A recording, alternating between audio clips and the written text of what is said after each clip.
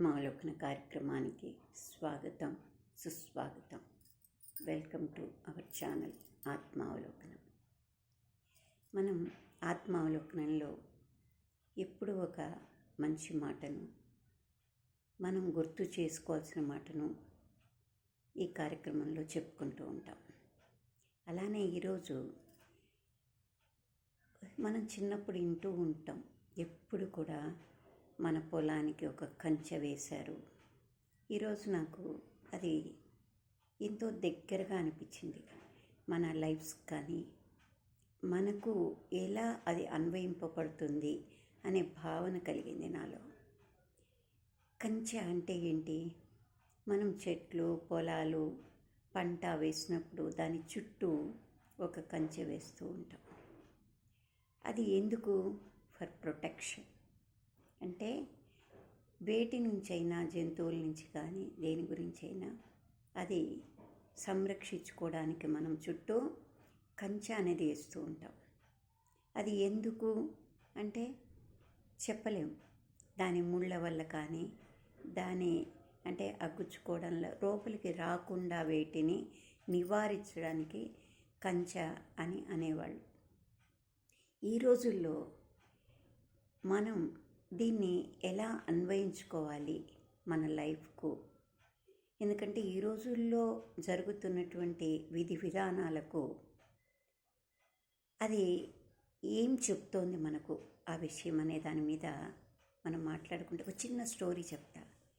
అది విన్నాక మీకేమనిపించిందో, దానికి మీకు అనిపించిన భావనను కామెంట్ రూపంలో తెలియజేయండి.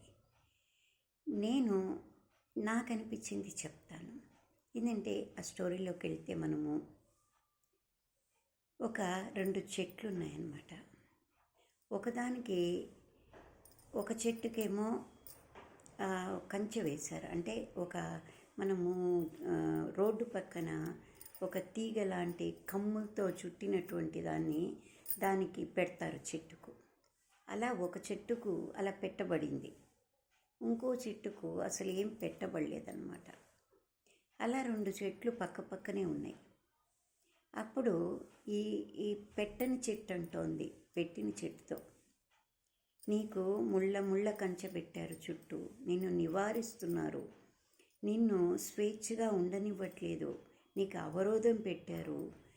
నేను చూడు ఎంత హాయిగా గాలికి ఊగుతూ తూగుతూ హ్యాపీగా ఉన్నాను, నాకు ఏ అడ్డంకి లేదు, అందుకని నేను స్వేచ్ఛగా, నన్ను నిరోధించకుండా నా ఇష్టం వచ్చినట్టు నేను ఉన్నాను అనిందట. అప్పుడు ఈ చెట్టు అనిందట, సరేలే నువ్వు హాయిగా ఉన్నావు కదా, ఉండు, నాకు ఇదేం కష్టంగా భారంగా అనిపించట్లేదు, అందుకని నా మనసుకు నచ్చినట్టు ఇది బాగానే ఉంది, నీకు అలా కోరుకుంటున్నావేమో, అదే నువ్వు అనుభవిస్తున్నావు కదా, నువ్వు హ్యాపీగా ఉండు. మనకు నిజంగా ఏది కరెక్ట్ అని తెలిసే రోజు తప్పకుండా మనకు నాది తప్ప, నీది తప్ప, నేనున్న విధానం తప్ప, నువ్వున్న విధానం తప్ప అనేది తెలుస్తుంది అని ఈ కంచె పెట్టినటువంటి చెట్టు చెప్పి కామైపోయింది. ఒకరోజు అనుకోకుండా ఏమైపోయిందంటే, పశువుల్ని తోలుకుంటూ ఎవరో వెళ్తున్నారు.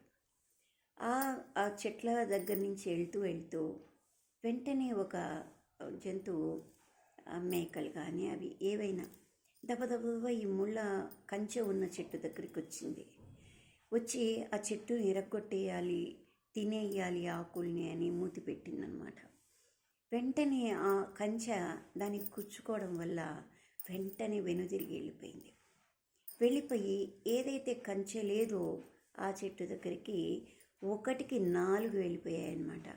వెళ్ళిపోయి ఆ 4 ఆ చెట్టునంతా పాడు చేసేసి, ఎరగొట్టేసి, దాన్ని నామరూపాలు లేకుండా చేసేసి, అప్పుడు అది చాలా బాధపడిందన్నమాట.